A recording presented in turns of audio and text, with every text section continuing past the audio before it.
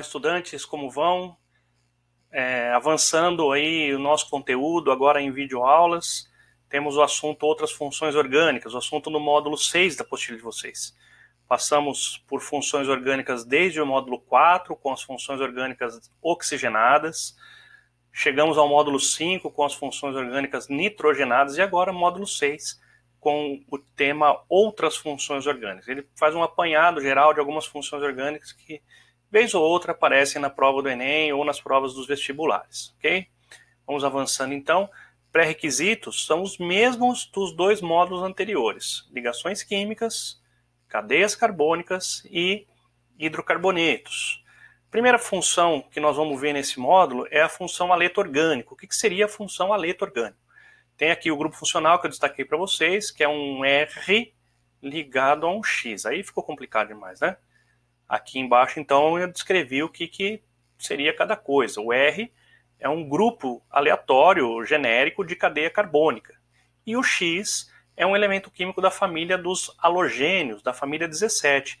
Daí vem o nome aletos orgânicos, ou halogênio ligado à cadeia carbônica, tá? Então, o que são os elementos químicos da família 17? Flúor, cloro, bromo ou iodo. Então, se eu tiver flúor, cloro, bromo ou iodo aqui no lugar do X e uma cadeia carbônica aqui no lugar do R, eu tenho uma função chamada função aleto orgânico, tá?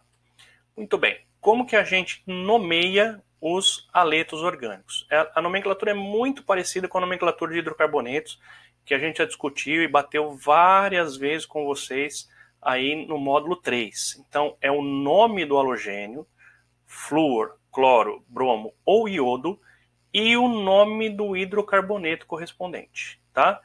Lembrando, destacando, né, que se você tiver uma cadeia carbônica com 3 carbonos ou mais, né, você vai ter que falar se o halogênio ou o aleto está no carbono 1 ou no carbono 2, tá legal? Então, com um carbono, com 2 carbonos, não precisa dar o endereço do carbono no qual o aleto está ligado. Mas com 3 carbonos ou mais, você precisa falar se está ligado no carbono 1, no carbono 2 e assim por diante. Avançando um pouquinho, nós temos uma outra função orgânica chamada função ácido sulfônico. A função ácido sulfônico ela pode ser sintetizadamente colocada por SO3H ligado à cadeia carbônica, ou então assim, não é muito comum de aparecer. Mas eu quis destacar porque o ácido sulfônico ele é um derivado orgânico do ácido sulfúrico, que tinha como fórmula molecular H2SO4. A estrutura do ácido sulfúrico é igual você está vendo nesse quadrinho lilás aqui, só que no lugar do R teria um grupo OH.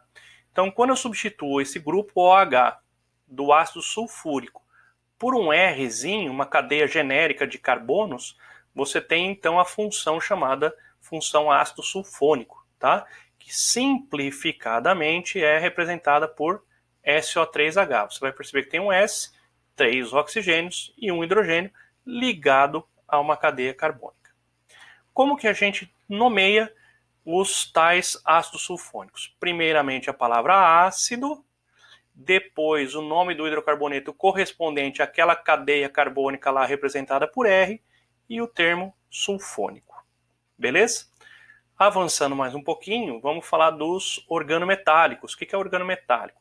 É quando você tem uma cadeia carbônica ligada a um átomo de magnésio que, por sua vez, está ligado a um X. Como dissemos anteriormente, X é flúor, cloro, bromo ou iodo. No caso dos organometálicos, deixa eu voltar um pouquinho. No caso dos organometálicos, geralmente o X ele é o átomo de bromo, tá legal? Mas pode aparecer flúor, pode aparecer cloro, pode aparecer iodo também. Como que a gente dá nome para os organometálicos? Então, primeiramente, o nome do ânion correspondente ao aleto que está ligado ali. Então, se for flúor, é fluoreto. Se for cloro, é cloreto. Se for bromo, é brometo. Se for iodo, é iodeto. Então, por exemplo, brometo de Aí vem o nome da ramificação correspondente. Volta um pouquinho.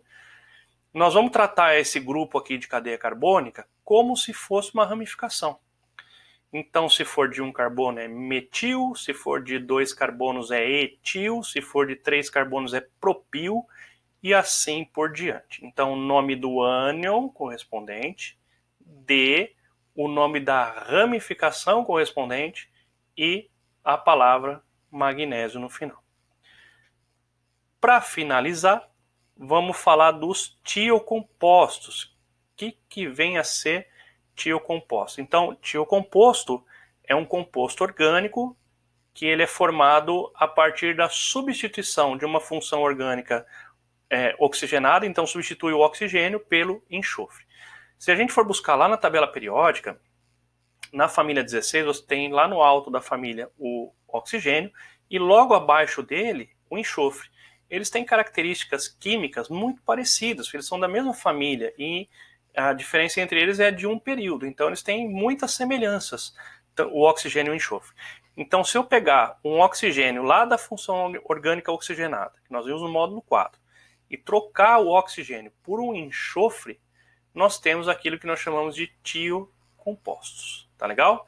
Então, as principais funções orgânicas chamadas tiocompostos, que são derivados das funções orgânicas oxigenadas, né, são o tioálcool, que é derivado do álcool, o tioéter, que é derivado do éter, a tiocetona, que é derivado da cetona, e o tiofenol, que é derivado do fenol. Nomenclatura, ali, aquele finalzinho, né? Tiol, se for tioálcool, tio, se for tioéter, tiona, se for uma tiocetona, ficou até engraçado aqui, né? Tio e tiona, mas é assim mesmo. Às vezes a IUPAC ela nos prega algumas peças aí no nome dos compostos orgânicos. E o tiofenol para nomenclatura dos tiofenóis. Tá legal? Eu espero que tenha ajudado essa pequena videoaula. Desejo a vocês um bom estudo e até a próxima. Tchau, tchau.